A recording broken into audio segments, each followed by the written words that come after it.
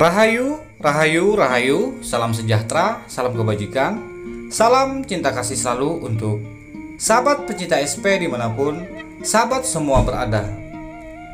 Pada tema Sang Kinasih Satrio Piningit kali ini, kita akan mengangkat satu judul, yakni pantas saja Sang Kinasih Satrio Piningit dihina, dicaci maki, dan dicerca. Tentunya wahai sahabatku semua, tiada asap tanpa adanya api. Tiada sesuatu yang terjadi tanpa adanya suatu sebab. Mengapa? Sebabnya Sang Kinasih Satrio Piningit sampai dihina, dicaci maki, bahkan dicerca dan direndahkan. Saat ini sebelum kemunculannya, banyak orang memuja dan memuji sosok Sang Kinasih Satrio Piningit. Hampir setiap kita menantikan, bahkan memujanya, bagaikan seorang dewa yang datang diutus membawa keselamatan. Tentunya bagi kita semua membayangkan hal yang indah-indah, membayangkan hal yang luar biasa yang dibawa oleh sang utusan Sang Kinasih Satrio Piningit. Mengapa Sang Kinasih Satrio Piningit dikatakan beliau sering dihina, dicaci maki? Tentunya sebabnya adalah sesuatu yang dilakukan oleh Sang Kinasih Satrio Piningit sungguhlah amat berbeda dari orang-orang kebanyakan pada umumnya. Cara berpikir, cara tindak tanduk Sang Kinasih Satrio Piningit sungguh sangat berbeda dari orang-orang pada umumnya. Sehingga saat ini sesuatu yang telah menjadi umum bagi masyarakat umum akan bertolak belakang dengan apa yang nantinya dibawa Sang Kinasih Satrio Piningit ke tengah umum. Sehingga di sana terjadilah kekecewaan, bahkan terjadilah perdebatan dan saling perselisihan. Terlebih lagi bagi mereka-mereka yang mengingkari sosok Sang Kinasih Satrio Piningit. Apa hal yang membuat orang membenci Sang Kinasih Satrio Piningit? Bukankah telah kita lihat di Nusantara ini begitu banyak golongan-golongan, di mana setiap golongan itu mengklaim mereka yang paling benar, mereka yang paling selamat, dan yang lain tidak benar. Untuk itu wahai sahabatku semua, sudut pandang Sang Kinasih Satrio Piningit sebenarnya di dalam menyikapi atas apa yang ada di Nusantara ini, berbagai macam golongan-golongan yang ada, beliau lebih melihat dari nilai-nilai positif, nilai-nilai luhur, nilai-nilai welas asih yang terkandung dalam setiap golongan, dalam setiap sendi-sendi yang ada pada golongan. Sehingga kedatangan Sang Kinasih Satrio Piningit bukan saja menyatukan cinta kasih pada sesama, tapi beliau menyatukan perbedaan yang ada di Nusantara.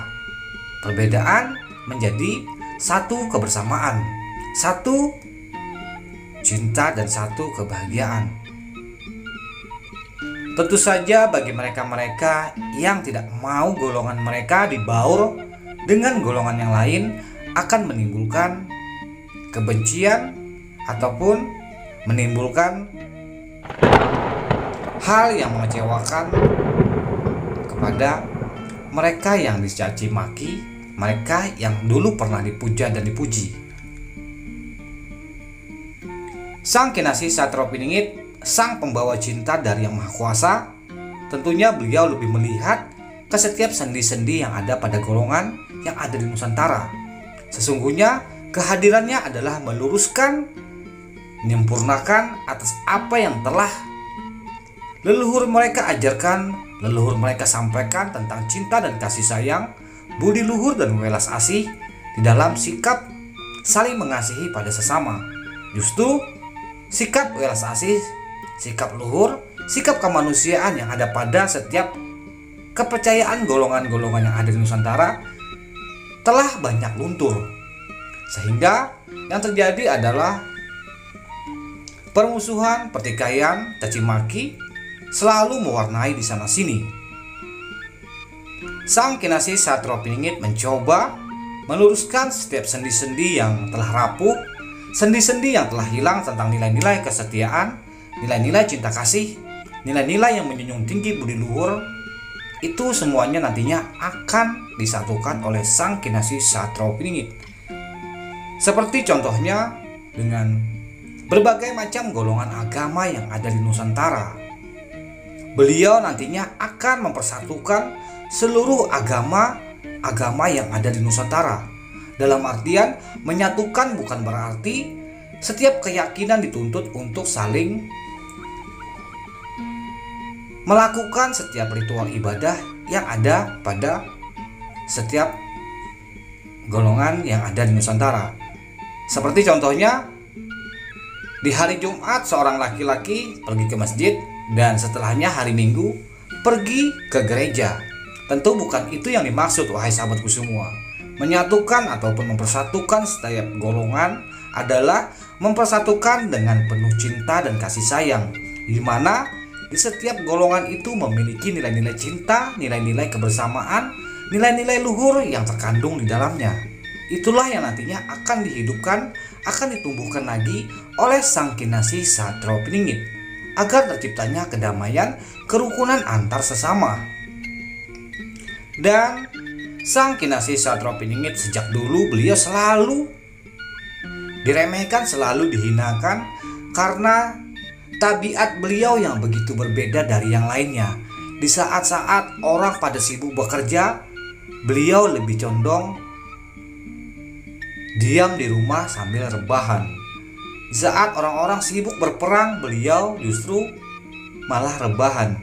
Tentunya wahai sahabatku semua, ketika manusia pilihan ini berbeda dari yang lainnya, tentunya ada makna yang terselubung di balik sosoknya, di balik tingkah lakunya, di balik perilakunya. Karena sejatinya Sang Kinasih ini adalah pelopor, adalah seorang pemikir, pencetus yang jenius. Sehingga ketika beliau sedang fokus, beliau tidak akan bisa harus dicampur adukan dengan perkara-perkara yang lain. Beliau membawa perkara besar, membawa cita-cita yang besar, membawa ide-ide dan gagasan yang besar. Tentunya juga memiliki, harus disertai dengan kajian-kajian yang besar dan penuh kajian-kajian yang mengkhusus yang menyikapinya secara mendalam. Itulah sehingga Sang Kinasih akan dibenci oleh orang-orang yang tidak sepaham dengan paham-paham yang akan dibawa Sang Kinasih Satrio Piningit. Salam santun, salam rahayu, salam kebajikan, salam cinta kasih selalu.